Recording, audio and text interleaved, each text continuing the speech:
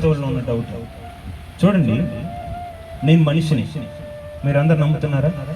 నేను అందరి దగ్గరికి వీధి వీధి గ్రామం వెళ్ళి నేను మనిషిని అన్నాను అనుకో, ఈడెవరైతే పిచ్చోడు అంటారా చెప్పండి.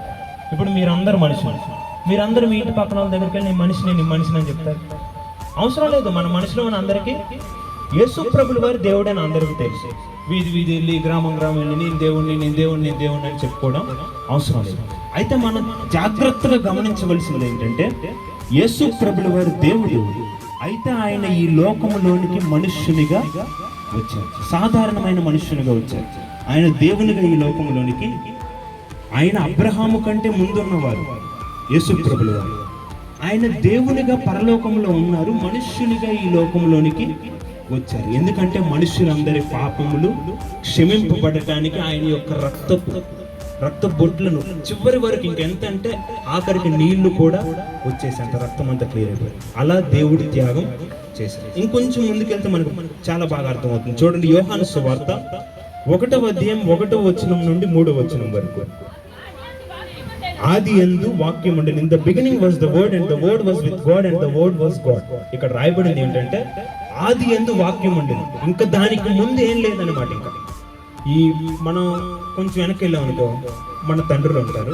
ఇంకా కొంచెం వెనక్కి వెళ్తే మన తండ్రులు ఉంటారు. ఇంకా వెనక్కి అలా స్టార్టింగ్ పాయింట్కి వెళ్ళిపోతే ఆదాము ఉన్నారు కదా, వారికంటే ముందు ఉన్నది ఏంటంటే, ఆది యందు వాక్యం ఉండెను, వాక్యము దేవుని యొద్ద ఉండెను. ఆ వాక్యమే, ఇక్కడ వాక్యము అనగా యేసు ప్రభుల వారు. అందుకే మనం అందరం పాటలు పాడతాం. నీ వాక్యమే నన్ను బ్రతికించెను, బాధలలో నెమ్మదినిచ్చెను, కృపాశక్తి దయాసత్య సంపూర్ణ వాక్యమై ఉన్న యేసు.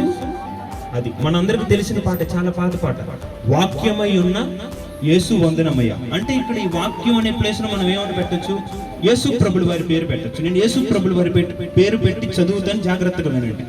ఆది యందు యేసు ప్రభు ఉండెను, యేసు ప్రభు దేవుని యొద్ద ఉండెను, యేసు ప్రభు దేవుడై ఉండెను. వాక్యం అనగా ఎవరు? యేసు ప్రభు. చూడండి 2వ వచనం, ఆయన ఆది యందు దేవుని యొద్ద ఉండెను, సమస్తమును ఆయన మూలముగా కలిగినది.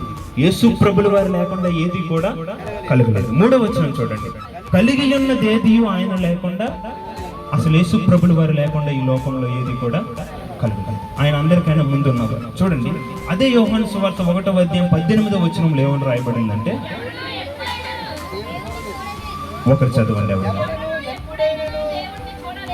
ఎవడును ఎప్పుడైనను దేవుని చూడలేదు, తండ్రి రొమ్ముననున్న అద్వితీయ కుమారుడే